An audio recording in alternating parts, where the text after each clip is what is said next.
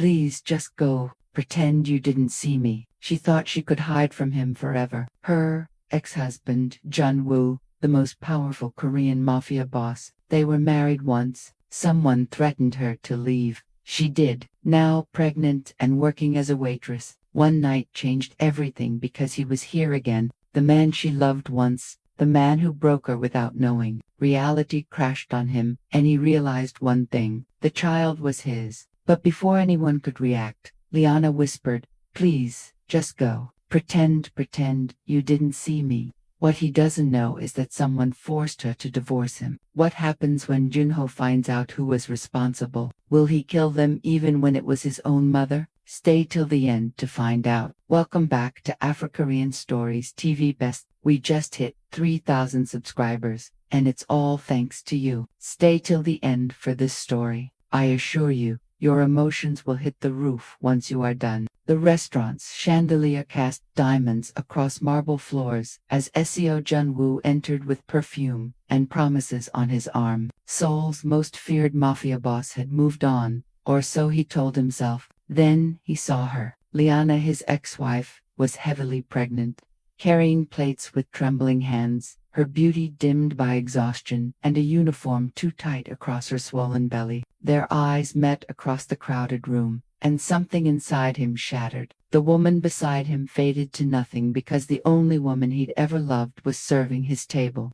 And everything he thought he'd buried came roaring back to life. 6 months ago, Liana Kraus had signed divorce papers with shaking hands, believing the lies Jun-woo's mother had fed her, that he wanted someone more suitable, that she was an embarrassment to his empire, that he'd never loved her. She'd left without telling him she was pregnant, too broken to fight, too proud to beg. Now she worked 16-hour shifts at Seoul's most exclusive restaurant, hiding her growing belly under oversized uniforms, surviving on scraps and desperation. The tips were barely enough to cover her tiny studio apartment in one of Seoul's poorest neighborhoods. She'd sold everything of value. Jewelry Jun-woo had given her, designer clothes, even her phone. She used a cheap burner now with no contacts, no connection to her old life. Every morning she woke with her back aching, her feet swollen, her heart still broken. Every night she cried herself to sleep,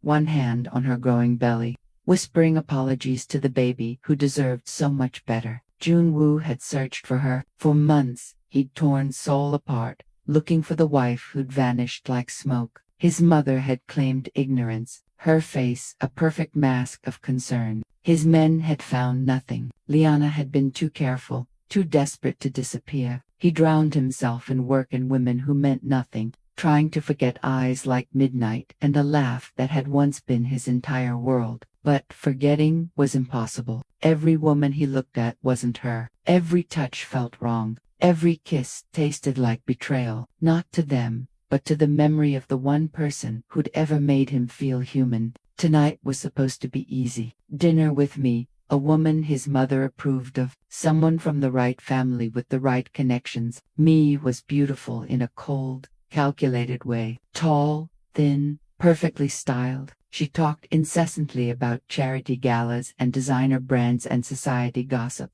Jun-woo barely heard her, his mind miles away, thinking about the wife who'd left him, without explanation. Then the world stopped. Liana emerged from the kitchen, carrying a tray loaded with dishes, moving carefully to accommodate her pregnant belly. She wore the black and white uniform of the restaurant staff, her natural curls pulled back into a tight bun, her face thinner than he remembered. Dark circles shadowed her eyes. Her movements were slow, pained, but she was still the most beautiful thing he'd ever seen. Their eyes locked across the room. Hers widened with panic and something else. Shame, fear, longing, all mixed. His narrowed with shock that quickly morphed into fury and something deeper. Possessiveness, longing, rage that she'd been here suffering while he'd been searching everywhere else. She looked away first, turning toward a different section with obvious desperation.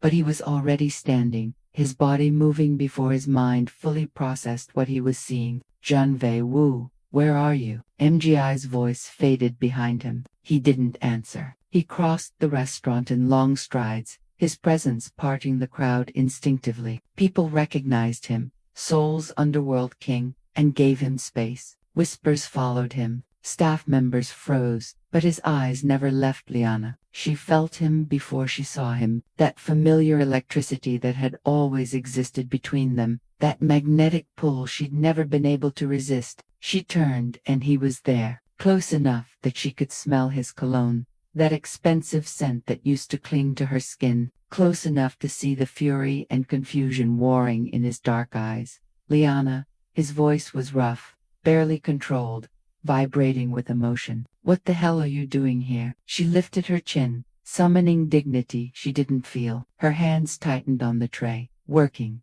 Excuse me, I have tables. His hand shot out, gripping her wrist gently but firmly. The touch sent electricity through both of them. You're pregnant. Congratulations on your observational skills. The sarcasm was her only defense against the emotions threatening to overwhelm her. How far along? His eyes dropped to her belly, then back to her face. She saw him calculating, saw the moment realization hit. Liana, how far along? 7 months. Now, let me go before I lose this job, too. Her voice cracked on the last word. 7 months. The math was instantaneous. She'd been pregnant when she left. His child? She was carrying his child and working herself to exhaustion in a restaurant, while he'd been fury like he'd never known flooded through him. You're coming with me. He started to pull her toward the exit. No. She yanked her arm free, adrenaline overriding fear. The tray wobbled dangerously. I'm not going anywhere with you. You have a date waiting. Go back to her. I don't give a damn about her. His voice rose enough that nearby diners turned to stare. You're my wife, ex-wife. We're divorced. Remember, your mother made that very clear. Tears threatened, but she blinked them back furiously. Something dangerous flashed in his eyes. My mother? What did she do? It doesn't matter anymore. Liana's voice cracked, despite her best efforts. Please just go. Pretend you didn't see me. It's what you wanted anyway. Pretend. He laughed, the sound harsh and broken. You're carrying my child, and you want me to pretend. Where have you been? Do you have any idea what I— Excuse me. The restaurant manager appeared, his expression stern but nervous. He recognized Jun-woo, knew his reputation. You're disturbing the other guests. Miss Cross, get back to work. Sir, please return to your table. Jun-woo turned to the manager with a look that made the man step back instinctively. She's done working here. Effective immediately. You can't, Liana started, panic rising. She needed this job, needed the money. Watch me. He pulled out his phone, made one call. His voice was cold, commanding. Buy this restaurant now. I want ownership transferred within the hour. I don't care what it costs. He hung up, then addressed the manager again. You're fired for making a pregnant woman work on her feet for 16 hours, for paying her slave wages, for not ensuring she had proper breaks or meals. The manager paused. You can't just— I own half of Seoul. I can do whatever I want. Junwa's attention returned to Liana. His hand found her lower back, proprietary and protective. We're leaving now. I need this job. I need the money for the baby. You don't need anything. I'll provide everything. His voice softened slightly. Don't fight me on this, Liana. You won't win, and you shouldn't have to fight anymore. She wanted to argue to maintain her independence, to prove she didn't need him, but exhaustion and pregnancy hormones and the overwhelming presence of the man she'd never stopped loving made her defenses crumble. Her feet hurt, her back ached. She was so tired of struggling alone. She let him guide her out, past the staring diners, past Mi's shocked and furious expression, into the cold Seoul night. His hand never left her back, supporting her, claiming her. His car appeared within seconds, a black Mercedes with tinted windows. He helped her inside with unexpected gentleness, his hands careful on her arms, then climbed in beside her. The interior smelled like leather in him. Memories flooded back, of other car rides, of his hand on her thigh, of stolen kisses at red lights. Where are we going? She asked, her voice small. Home. He studied her face like he was memorizing it all over again. To our home. We don't have a home. Not anymore. We never stopped having a home. You left. I didn't. His jaw clenched. Why, Liana? Why did you leave without telling me you were pregnant? Why did you disappear like I meant nothing? She stared at her hands at the wedding ring she'd sold months ago to pay rent. Because your mother told me you wanted me gone, that I was an embarrassment, that you'd moved on. And you believed her after everything. Were we to each other? She had divorce papers with your signature. Liana's voice broke. She said, you were too kind to tell me yourself, but that you wanted someone suitable, someone Korean, someone who fit your world. And I looked at our life and realized she was right. I never fit. I was just fooling myself. Jun-woo was silent for a long moment. When he spoke, his voice shook with controlled rage. I never signed divorce papers. I refused. My mother forged my signature. Liana's head snapped up. What? I refused to divorce you. I told her I'd never let you go, that she could threaten me all she wanted, but you were my wife, and that was forever. His hands clenched into fists. She forged my signature, filed the papers without my knowledge. When I found out, it was too late. You were already gone. The implications crashed over Liana like waves. She lied to both of us. She lied to both of us, he confirmed, fury simmering beneath his controlled exterior. And she will pay for it. But first, his eyes dropped to her belly again, and his expression softened impossibly. First, we deal with this with us, with our baby. The drive to his penthouse was tense and silent. Liana stared out the window, trying to process everything. 7 months of suffering, of believing she was unwanted, of struggling alone, all based on lies. Jun-woo kept stealing glances at her belly, his hands clenched on his thighs like he was physically restraining himself from reaching out. When they arrived, the building's doorman looked shocked to see her. Mrs. Seo, welcome back. We've missed you. So, he'd never told anyone about the divorce. Interesting. Or maybe the divorce had never been real at all. The penthouse was exactly as she remembered. Cold, modern, expensive. Florida two-ceiling windows, overlooked souls, glittering skyline, marble floors, designer furniture, art that cost more than most people earned in a year. But something was different. Her things were still there. Photos of them together still lined the shelves. Their wedding day, vacations they'd taken, candid moments of happiness. Her favorite books sat on the coffee table exactly where she'd left them. Her art supplies were organized neatly in the corner. It was like he'd frozen the apartment in time, preserving their marriage like a museum exhibit. You kept everything, she said quietly, emotion tightening her throat. Of course, I kept everything. You're my wife. He shrugged off his jacket, loosened his tie with sharp, angry movements. Sit down. You look exhausted. I'm fine. Sit down, command threaded through the words.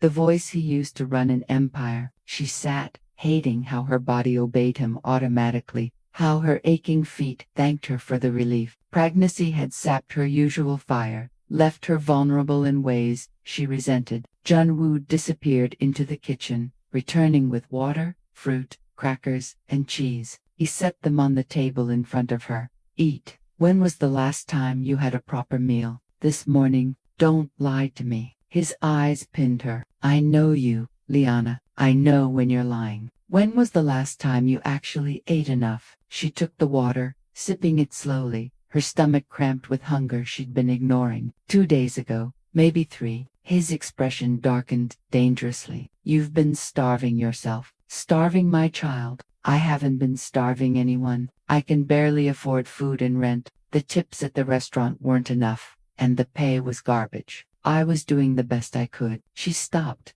not wanting to reveal how desperate things had gotten. The nights she'd gone to bed hungry so the baby would be okay. The times she'd contemplated calling him, but pride had stopped her. And you didn't call me, didn't tell me you were struggling. He crouched in front of her, his eyes level with hers. Why, after everything we were to each other, why would you suffer alone rather than reach out? Because your mother told me you wanted the divorce. She said you were embarrassed by me, that I wasn't suitable for your world, that you'd already moved on with someone from a proper Korean family. The words burst out of her, 7 months of pain and anger behind them. She had papers, Jun-woo, legal documents with your signature. She paid me money to leave quietly. She told me if I really loved you, I'd let you go so you could have the life you deserved. And I believed her because deep down I always knew I didn't belong in your world. I was just a girl from nowhere who got lucky enough to catch your attention for a while."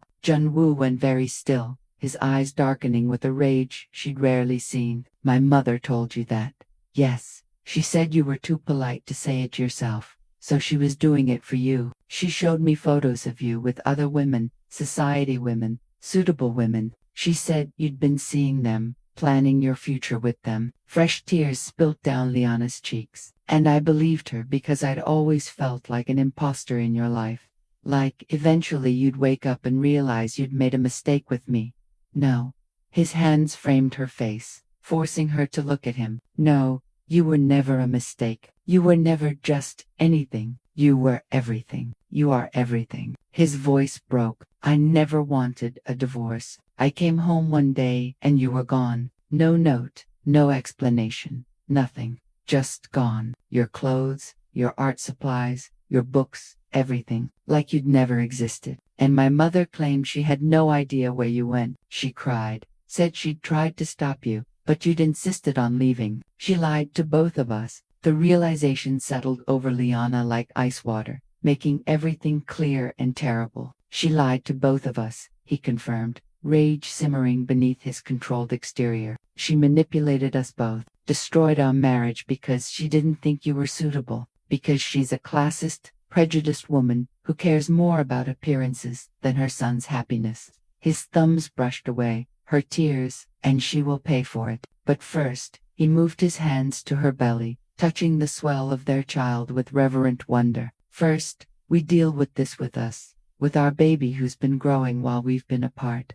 The baby kicked at his touch, and his eyes widened with shock and wonder. Was that the baby? "They kick a lot, despite everything." Liana smiled at his expression, "especially at night when I'm trying to sleep." He looked up at her, his eyes shining. "Do you know what we're having?" I didn't want to find out alone. The admission cost her, revealing how much she'd wanted to share this with him. How many ultrasounds had she attended by herself, crying in parking lots afterwards because she was so alone. His expression cracked completely, emotion flooding through. "I missed 7 months. 7 months of your pregnancy. Our child is growing, of you needing me, and me not being there." His forehead dropped to her belly and she felt him trembling. "I'm sorry, God, Liana, I'm so sorry. I should have found you sooner, should have searched harder, should have known my mother was lying." She wanted to stay angry, wanted to protect herself from the inevitable pain of loving him and losing him again, but seeing him broken like this,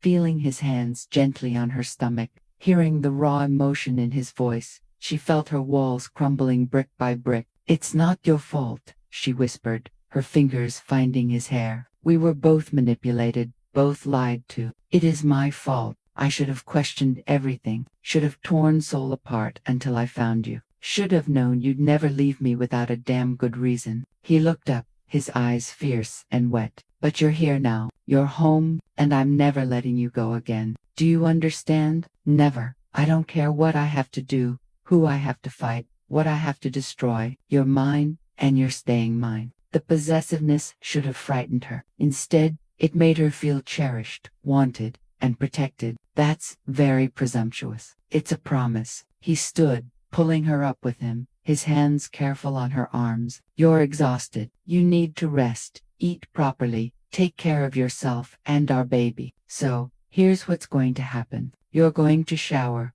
put on comfortable clothes, and sleep in our bed. I'm going to order food, real food, nutritious food. And tomorrow, we're seeing the best OB and Seoul to make sure you and the baby are healthy. Junwoo, this isn't negotiable. Liana, you've been suffering for 7 months. That ends now." His voice softened. "Please, let me take care of you. Let me be what I should have been all along." She was too tired to argue, too emotionally overwhelmed, too desperate for the comfort and safety he was offering. She nodded, and relief flooded his features. The next morning, Liana woke in a bed that smelled like Junwoo sandalwood, and something uniquely his. She was alone, wearing one of his soft t-shirts that stretched across her pregnant belly, her filthy uniform gone. Memories of the night before flooded back. How he'd insisted she shower, had stood outside the bathroom like he was afraid she'd disappear. How he'd brought her food and watched her eat every bite, his eyes never leaving her face. How he'd lie beside her in bed,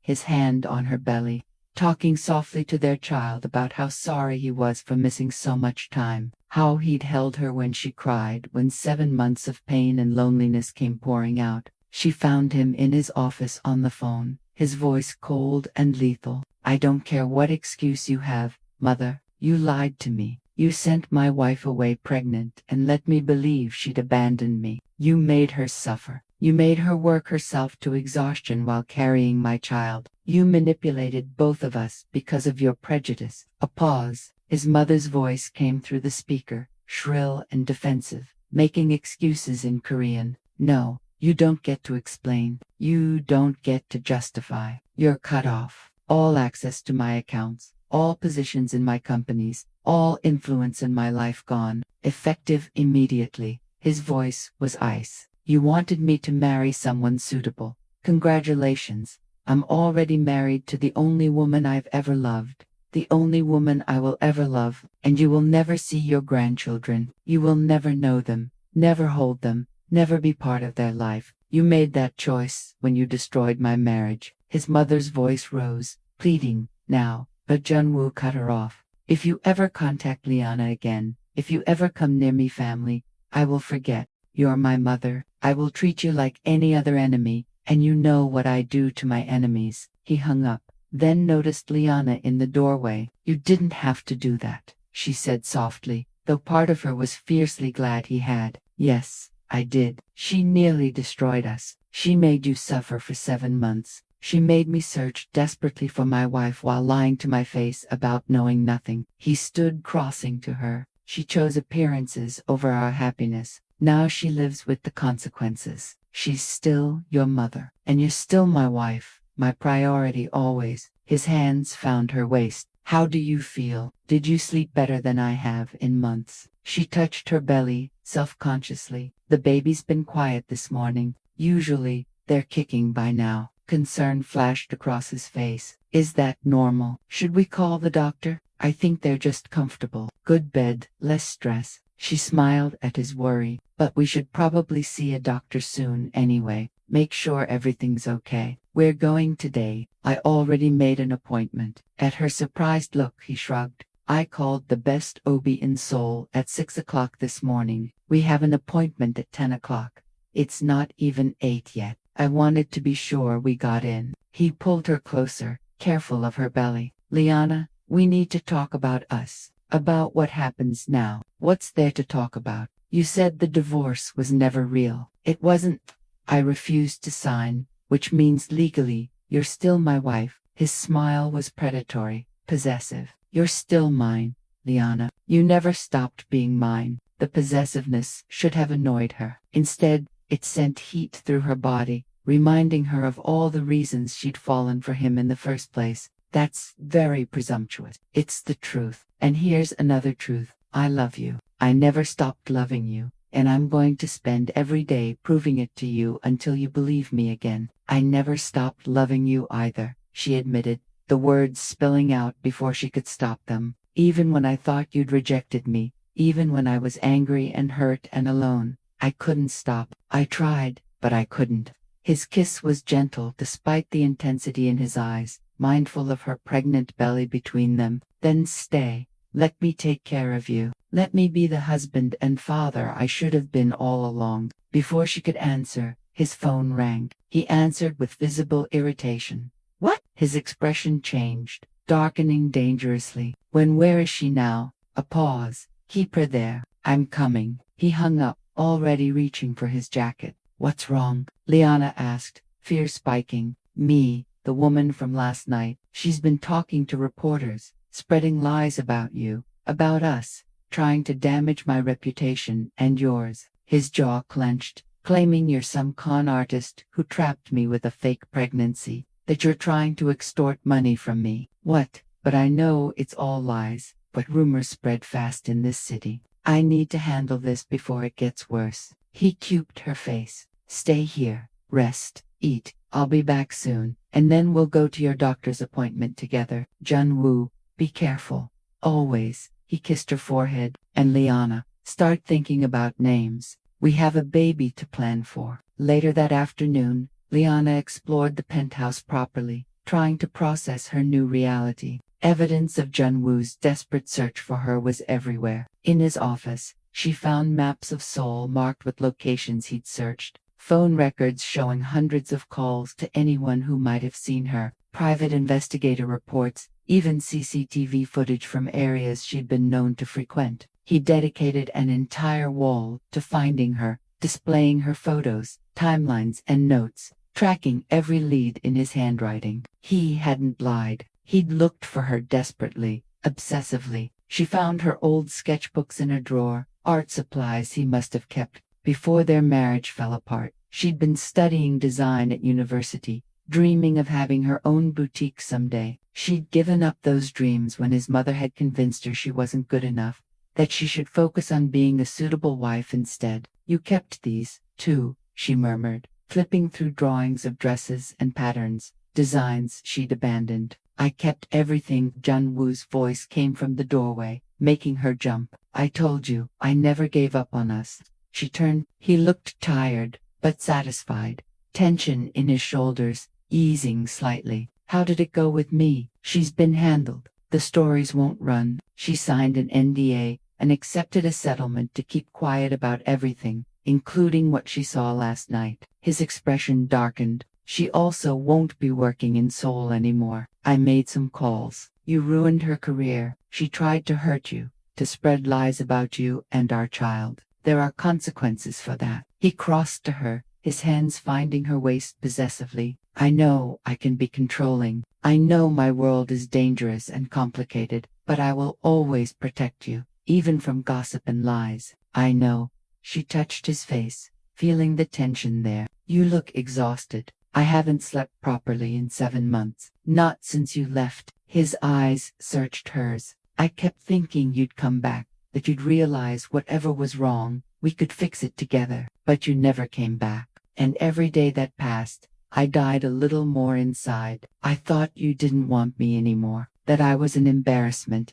Impossible. You could never embarrass me. You made me better, made me want to be better. He pulled her closer, mindful of her belly between them. I'll want you until I take my last breath, probably even after that. The kiss started soft, but quickly deepened. 7 months of longing and separation fueling the heat between them. His hands tangled in her hair, and she gripped his shoulders, remembering every reason she'd fallen for him. How safe he made her feel, how cherished, how desperately loved. We should stop, she gasped when they broke apart, breathless. The baby is perfectly safe. His lips found her neck, that spot that always made her melt. I researched extensively. As long as you're comfortable, it's fine. Of course, you researched. She laughed, then gasped as his mouth found a sensitive spot. Jun-woo, I've missed you. His voice was rough against her skin, vibrating with need. God,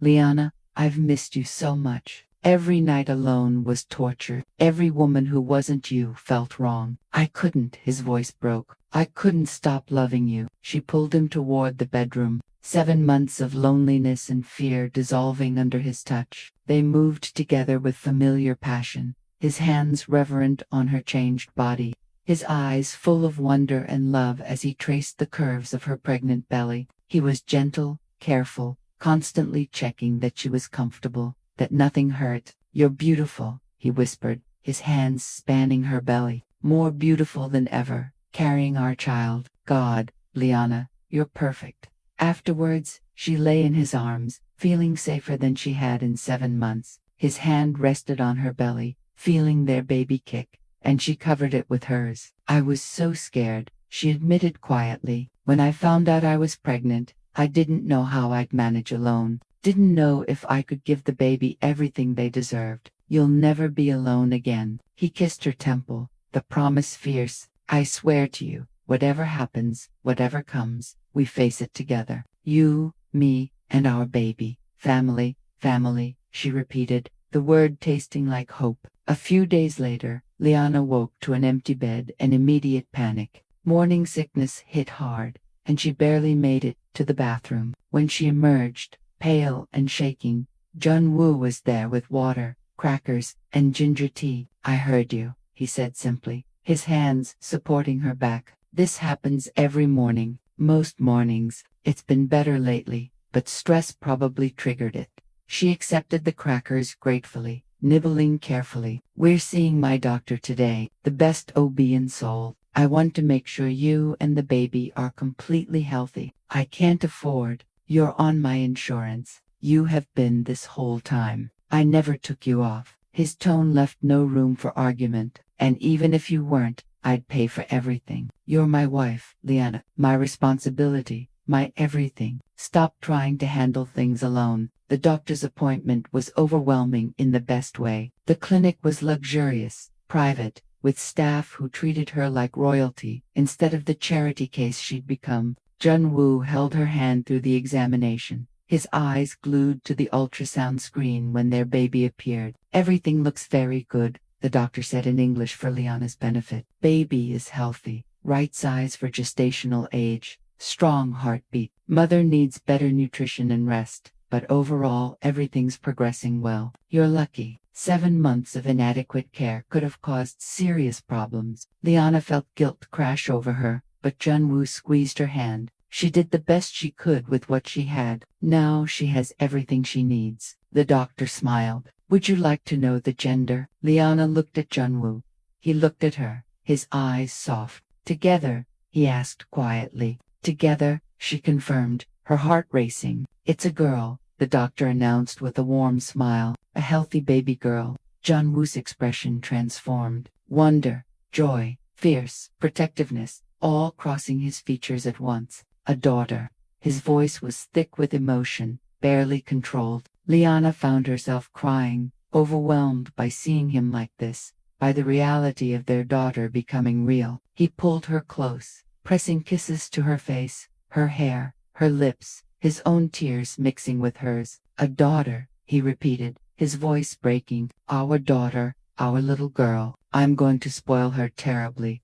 "Not too much," Liana protested through tears and laughter. "Way too much. She'll be my little princess. She'll have everything, the best schools, the best clothes, anything her heart desires." He looked at the ultrasound image the doctor handed them, his expression one of complete awe. "She's perfect, just like her mother." In the car afterwards, he couldn't stop looking at the ultrasound photos. "We need to start preparing. Nursery, clothes, supplies. I want everything ready before she arrives." "We have 2 months," Liana said, amused by his intensity. "Not enough time. We need to plan." He was already making lists on his phone. Crib, changing table, clothes, diapers, monitors. "What colors do you want for the nursery?" "I don't know. Maybe something neutral. Not the pink and princess. Whatever you want. Though I reserve the right to buy her princess dresses." He glanced at her, his expression softening. "Thank you for what? For carrying our daughter. For surviving 7 months alone. For being strong enough to keep going, even when you thought I didn't want you." His hand found hers. "For still loving me despite everything.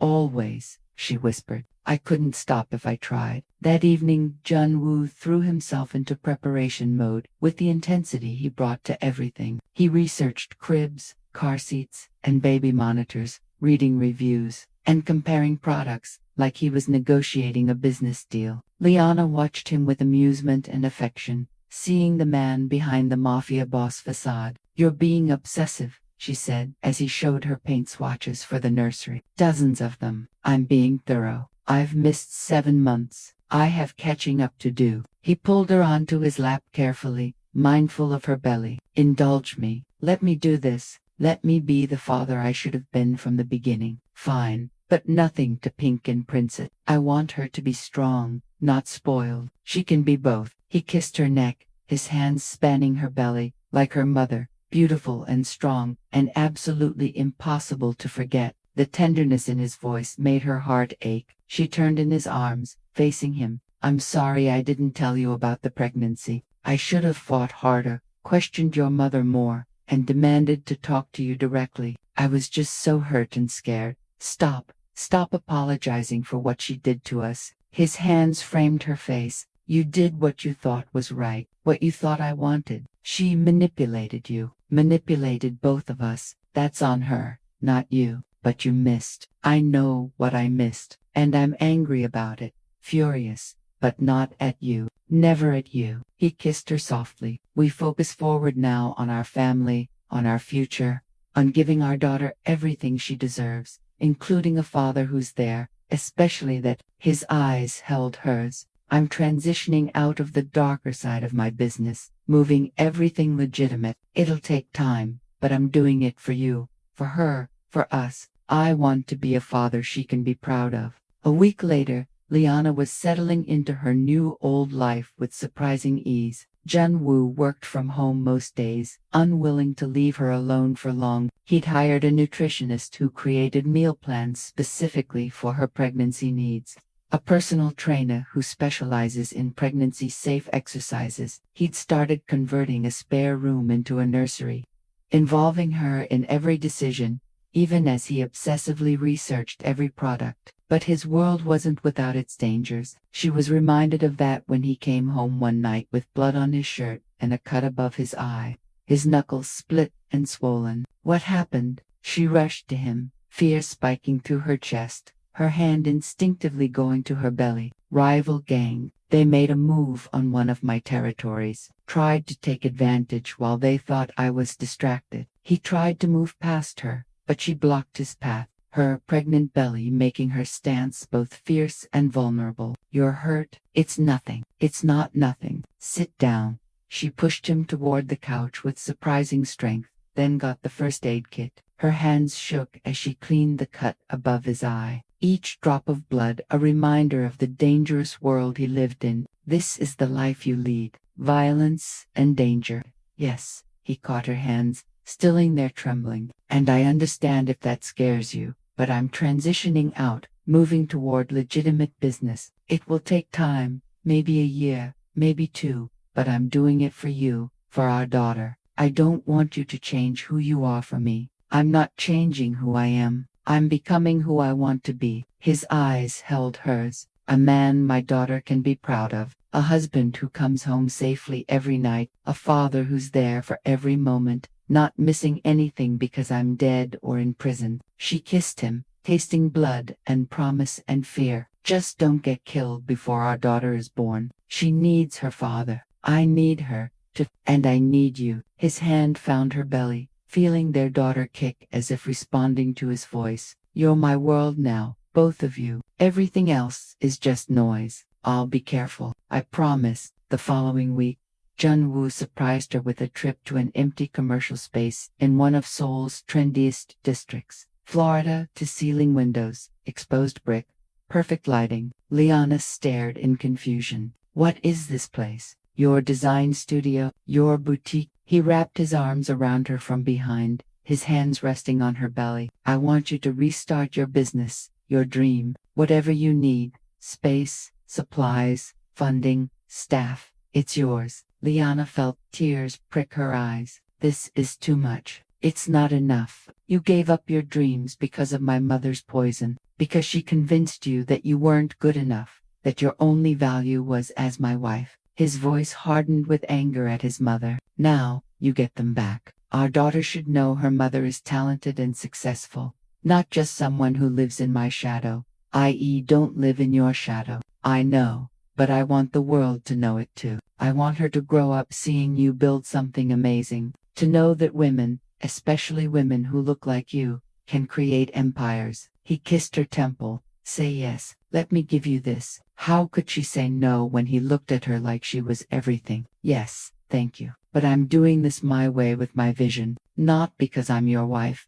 but because I'm talented. His smile was proud, fierce. I wouldn't have it any other way. He hired a team to help her. Experienced designers, skilled seamstresses, business managers who understood the fashion industry. Within 2 weeks, her vision was taking shape. She designed maternity wear that was actually stylish, plus-size fashion for women who'd been ignored by the industry. Clothes that celebrated curves and diversity, rather than hiding them. The work exhausted her, but it also fulfilled her in ways she'd forgotten were possible. Junwoo watched her bloom with quiet satisfaction, supporting her dreams while protecting her fiercely. He'd arrive at the studio with lunch, insisting she eat. He'd rub her swollen feet while she sketched. He'd listen to her ideas and offer surprisingly good business advice. "You're good at this," she said one evening, as they reviewed her business plan. "I've built an empire. The principles are the same, just with less violence and more fabric." His smile was teasing. Though the fashion industry might be more cutthroat than organized crime, she laughed, the sound filling their home with warmth. Life was settling into something beautiful. But in his world, peace never lasted long. 2 months before her due date, everything fell apart. Liana was at her boutique reviewing fabric samples with her team. When 3 men entered, she recognized the danger immediately. The cold eyes, the concealed weapons, the predatory way they moved. Her assistant saw it, too, and reached for the panic button. But they were faster. "Mrs. Essio," the leader said in heavily accented English, "you're coming with us." "No, she backed toward the panic button. Junwoo had insisted on installing in multiple locations. One of the men moved with frightening speed, grabbing her arm roughly. She screamed and her assistant ran for help, but they were dragging her toward a van outside. Pedestrians stopped and stared, but no one intervened. Seoul might be modern, but people knew not to interfere with organized crime. "Your husband took something from us. Now we take something from him." The leader's smile was cruel, calculated. "See how he likes losing what matters most." They bundled her into the van, and Tara overwhelmed rational thought, not for herself, but for her daughter. She was 8 months pregnant. Any stress could trigger early labor. Any violence could harm the baby. The drive was a blur of fear and desperate planning. They took her to a warehouse on the outskirts of Seoul, one of the abandoned industrial areas that dotted the city's edges. Inside, it smelled of rust and mold and desperation. They tied her to a metal chair as much as they could, with her pregnant belly making it difficult. Made threats about what they'd do to her baby, if Junwoo didn't comply with their demands. She tried to stay calm, tried to breathe through the panic,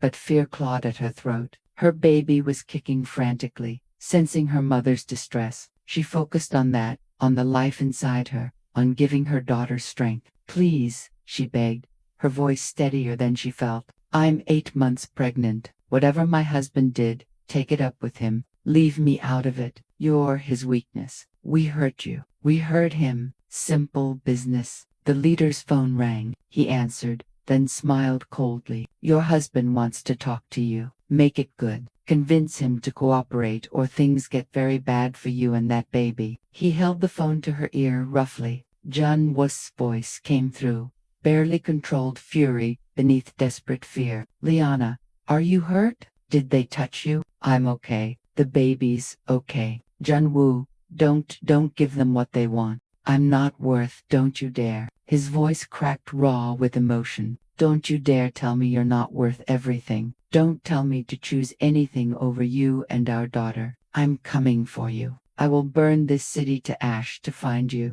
Hold on. Just hold on for me." They yanked the phone away. Liana heard Junwoo shouting her name, heard the desperation in his voice before the call ended. Hours passed, or maybe minutes. Time lost meaning in her terror. Her captors argued in Korean, and she caught enough words to understand they were debating whether to kill her now, hurt her to send a message, or wait for Junwoo to arrive and kill them both. She prayed to any god who might be listening. She prayed for her daughter's safety, for Junwoo to find them in time, for one more chance to tell him she loved him.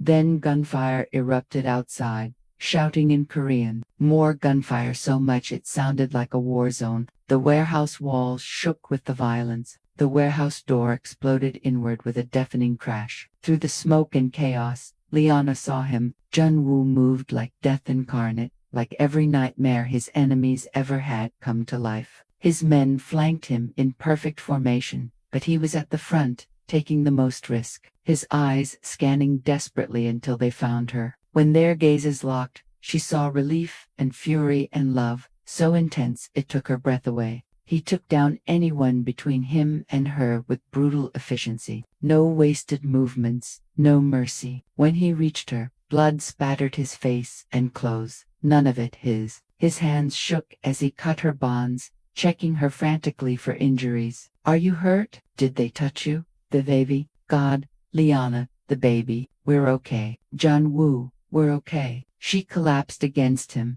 and he lifted her into his arms despite the ongoing fight around them, shielding her body with his. His men provided cover as he carried her to an armored SUV, waiting outside. Once inside, he ran his hands over her belly with desperate gentleness, feeling for their daughter. The baby kicked strongly against his palm, and relief broke across his face. She's still moving. That's good, right? That means she's okay. I think so, but we should go to the hospital. Liana's voice shook despite her attempts to stay calm. I'm having contractions, small ones, but his face went white. You're in labor. I don't know, maybe just stress, but we should check. She gripped his hand as another contraction hit. Jun-woo, I'm scared. I've got you. Both of you, I promise. He barked orders to his driver, then pulled her close, his hands gentle on her belly. You're safe now. No one will ever touch you again. I'll make sure of it.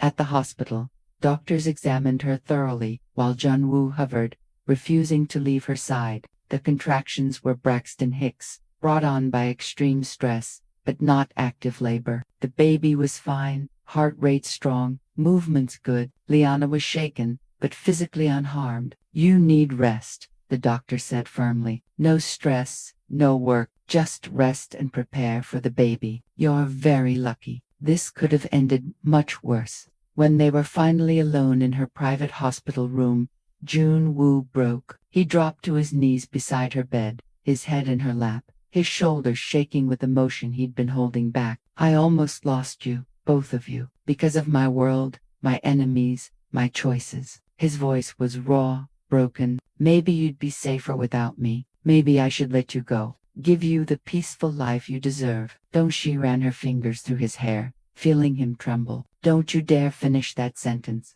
I'm not leaving you. We're not leaving you. You should for your safety, for hers. No, we're stronger together. And you're leaving that world anyway. Remember, going legitimate. She made him look at her, seeing the fear and guilt in his eyes. I chose you, say, oh Jun-woo, with all your baggage and danger and darkness. I chose you, and I'm not accusing you now. I don't deserve you. Probably not, but you're stuck with me anyway. She smiled through tears. We're a team. You, me, and this little girl who's going to have both of us wrapped around her tiny finger. He kissed her belly with reverent gentleness, then her, pouring months of fear and love into it. I'm going to marry you again, a proper wedding this time, and I'm going to spend every day for the rest of my life proving I'm worthy of you. You already did that. Now you just have to be here. Be present. Be ours. I can do that. He climbed onto the hospital bed beside her,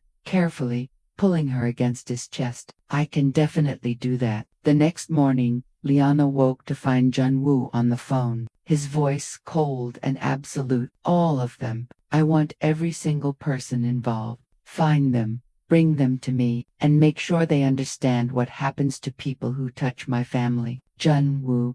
He ended the call, his expression softening when he saw her awake. How do you feel? Tired, sore, but okay. She touched his face. What are you planning? Justice, protection, making sure this never happens again. His eyes hardened. They took you, threatened our daughter. There are consequences for that. Don't do anything that will take you away from us. I need you here, not in prison or dead. I'll be careful, but I won't let this go unpunished. He kissed her forehead. Trust me to handle this my way. She did, and that terrified her as much as it comforted her. A month later, Liana woke to wetness and cramping at 3 o'clock in the morning. Jun-woo, Jun-woo, wake up. I think my water just broke. He was out of bed instantly, throwing on clothes, grabbing the hospital bag he'd kept packed and ready for weeks. Okay, we practiced this breathing. We need to breathe. Or is that later? Should we time contractions first? You're panicking. I'm not panicking. He was absolutely panicking.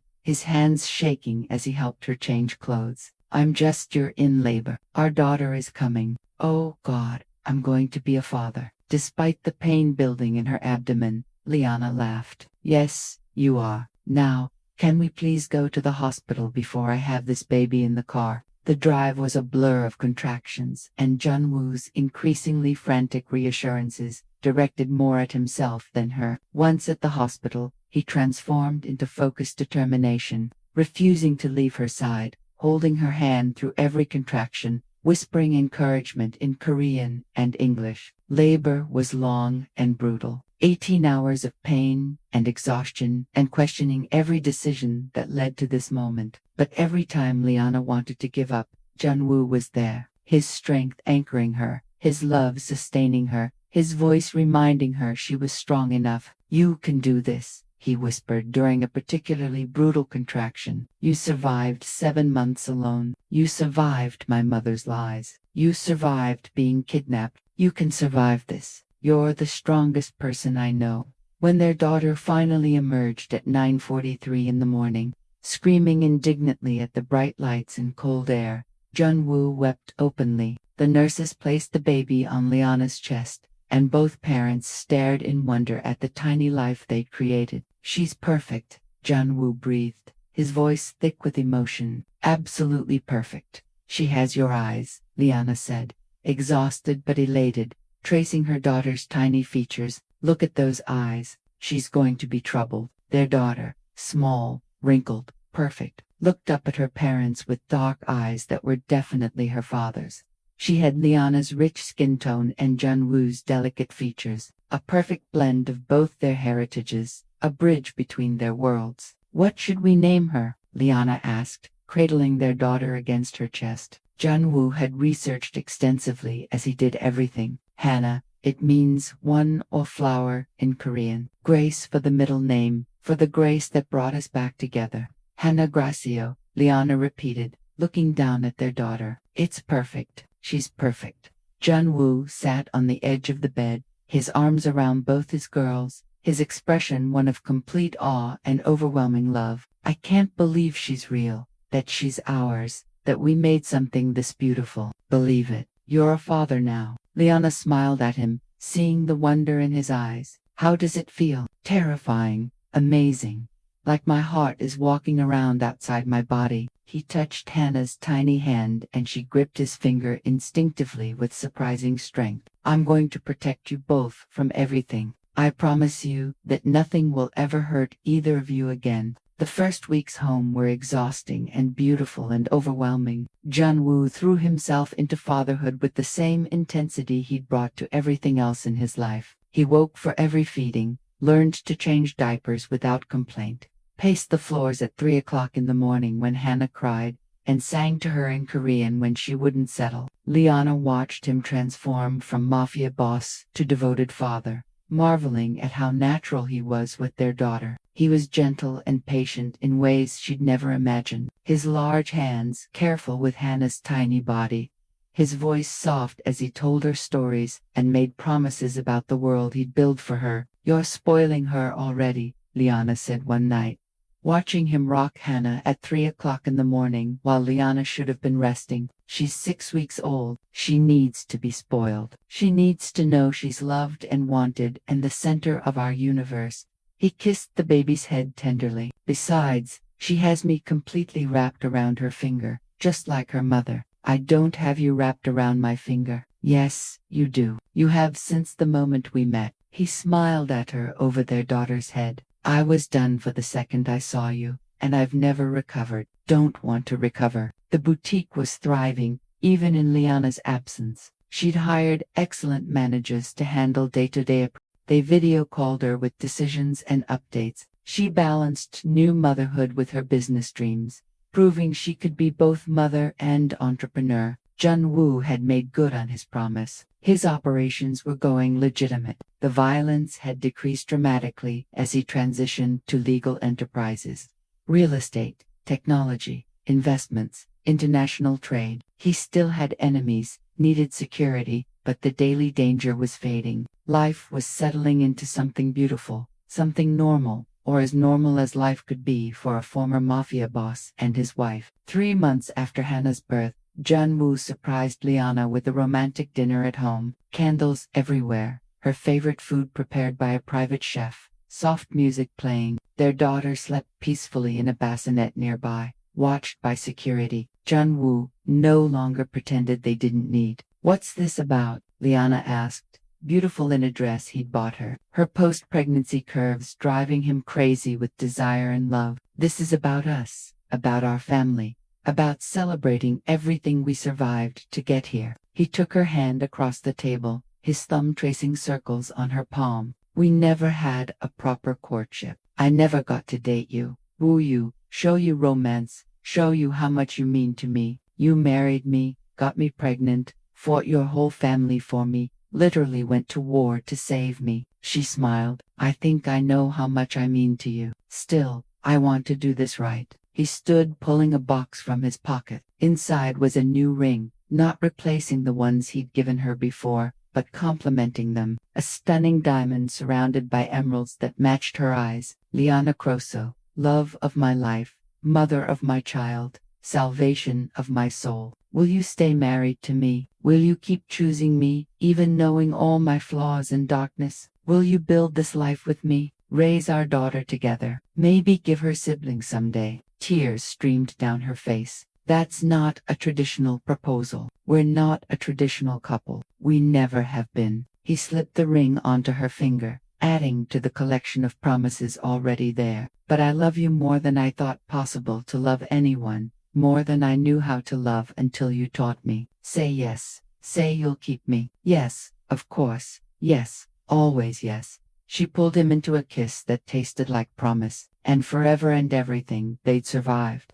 "I'll always choose you. In every lifetime, I'd choose you." Behind them, Hannah made a small sound in her sleep as if blessing their union, and they both laughed through their tears. A year later, they renewed their vows in a proper ceremony, not the forced marriage orchestrated by his mother's lies and manipulation, but a real wedding with real love and real commitment. They invited everyone who mattered, friends who'd supported them, business partners who'd become friends, and notably absent, Jun-woo's mother. She'd tried to reconcile, to apologize, but Jun-woo had been firm. Forgiveness would take time, if it came at all. Liana wore a dress she'd designed herself, elegant white lace that showcased her curves with traditional Nigerian patterns embroidered in gold thread, a fusion of both her worlds. Jun-woo wore a traditional Korean handblock in deep blue, looking regal and impossibly handsome. Every inch the powerful man he was with, softness reserved only for his family. Hannah,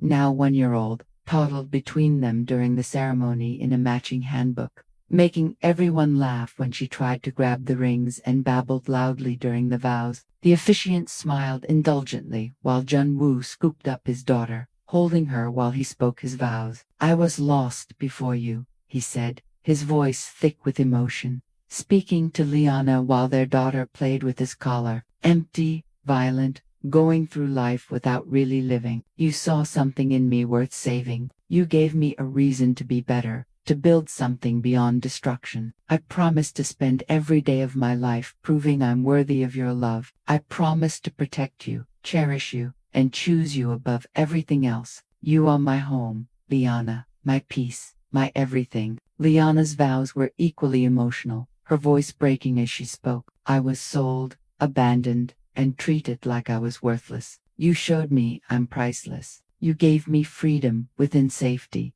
love without conditions, and strength when I had none left. I choose you, Jun-woo, not because I'm forced to, but because you're the best decision I've ever made. I promise to love you through every storm, to stand by you, to build a life with you that honors both our pasts and embraces our future." When they kissed, it tasted like new beginnings, like everything they'd overcome to reach this moment. Hannah clapped her chubby hands between them, and the entire room erupted in laughter and applause. The reception was intimate and joyful. Close friends, trusted associates, Liana's mother, who'd flown in from Lagos, and wept through the entire ceremony. Laughter and music and joy filled the space, so different from the violence and fear that had marked their beginning. Happy, Junwoo murmured, dancing with her while his mother held the sleepy Hannah. Impossibly happy, she touched his face, marveling at how much had changed. You gave me everything I didn't know I needed. You gave me a reason to live instead of just survive. He kissed her softly. You are my redemption, Liana, my salvation, my home, and I will spend the rest of my life making sure you never doubt it. 2 years after their reconciliation, Liana's boutique had expanded to 3 locations across Seoul. She'd become a respected name in Korean fashion, known for inclusive designs and ethical practices. Her success was her own, built on talent and vision, though Junwoo's support had certainly helped. Hannah was a thriving toddler, speaking both Korean and English fluently, absolutely adored by her father, who spoiled her shamelessly. Despite Liana's protests, she had Junwoo's determination and Liana's creativity already showing signs of the strong woman she'd become. Junwoo had successfully transitioned his empire to a completely legitimate business. The transformation had taken longer than expected, but he'd done it. Real estate development, technology investments, import-export companies, all legal, all successful, all clean. The violence of his past had faded into memory, replaced by boardrooms and business deals. But the protective intensity never faded. He still had security follow Liana and Hannah everywhere, still made sure they wanted for nothing, still looked at his wife like she was the only woman in existence. One evening, after putting Hannah to bed, they sat on their balcony, overlooking Seoul. The city glittered beneath them, full of possibility and promise. Liana leaned against his shoulder, content in a way she'd never imagined possible. I've been thinking, she said carefully. Dangerous, but he smiled, pulling her closer. Hannah needs a sibling. She's getting lonely, and I think. She turned to watch his face. I'm pregnant. 10 weeks. He went very still, then pulled her onto his lap with careful excitement. When did you find out?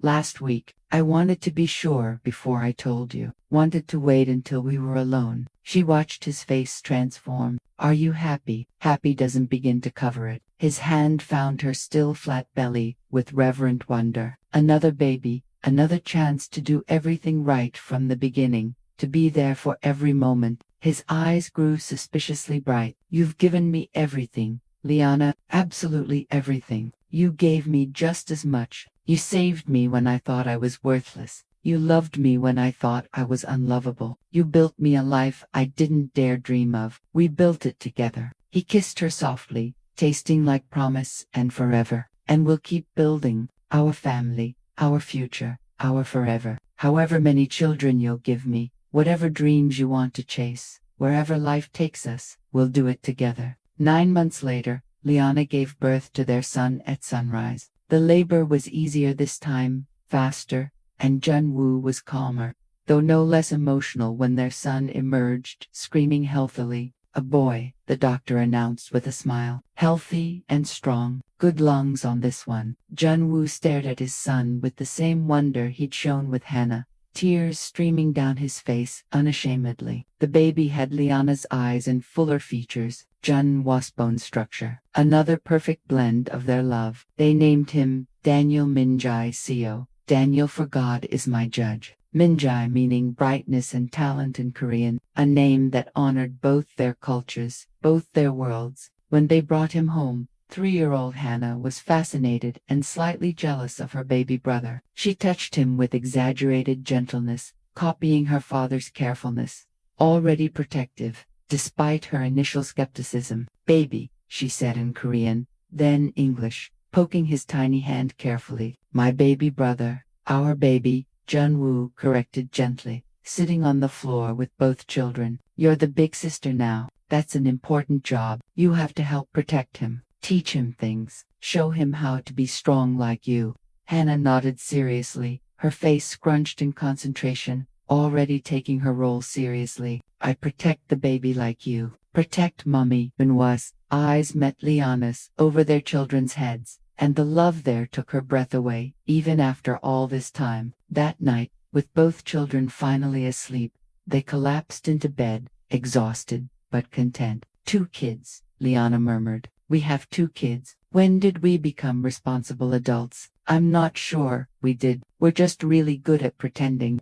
He pulled her close, mindful of her still healing body. But seriously, thank you for our family, for giving me a life worth living. Thank you for finding me again, for not giving up, for loving me enough to fight for us. They held each other in the darkness, two people who'd been broken and forced apart, who'd built something beautiful from the ashes of manipulation and lies. 5 years after Jun-woo walked into that restaurant and found his pregnant ex-wife serving tables, they celebrated their 10th wedding anniversary, counting from their original forced ceremony because, as Jun-woo said, every moment counted, even the painful ones. Their penthouse was full of controlled chaos and constant joy. Hannah, now 8, was already taking design classes after school, following in her mother's footsteps. Daniel, now 5, was quiet and observant, already showing signs of his father's strategic mind, and their youngest 3-year-old Sophia was pure energy and determination, keeping everyone on their toes. 3 kids, Liana said, watching Jun-woo referee a pillow fight while trying to answer work emails. We have 3 kids. How did that happen? You're very beautiful, and I have no self-control around you, he called back, ducking a flying pillow. Also, we're apparently very fertile as a couple.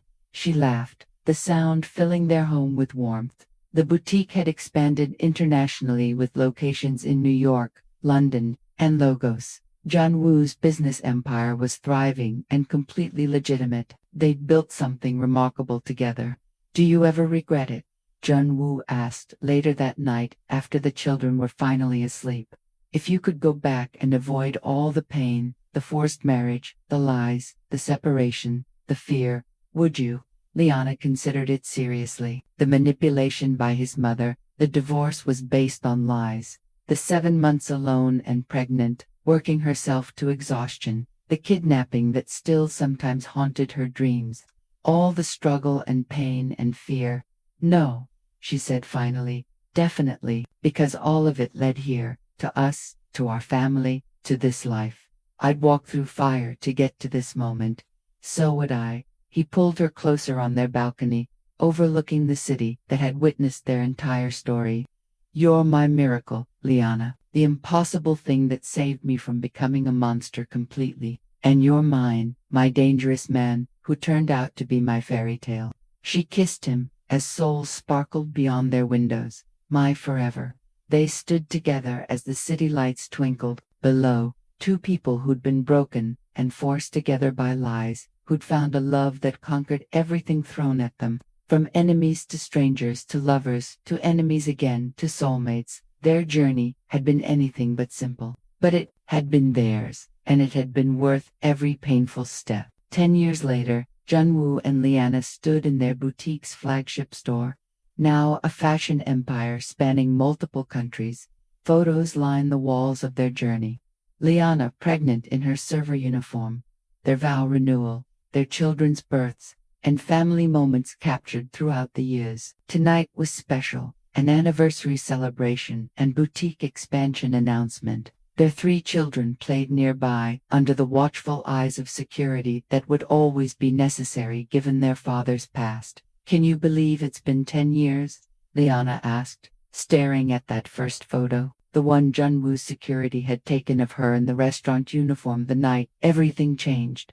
Best 10 years of my life, even counting the terrible beginning. Jun-woo wrapped his arms around her waist from behind, his chin on her shoulder. You made me a better man, made me want to be better. You made me believe I deserved better, that I was worth fighting for. She turned in his arms, seeing the love that had only deepened with time. We saved each other. We did. He kissed her softly, and we'll keep saving each other every day. That's what family does. Their children burst into the boutique. Then Hannah, elegant at 13, Daniel thoughtful at 10, Sophia energetic at 8, full of life and demands for dinner. Jun-woo scooped up Sophia, while Liana quarreled the older 2, and they headed out into Seoul's night as a family. They were no longer the people someone had manipulated into separation. They were no longer the desperate souls searching for each other in the darkness. They were whole. They were healed.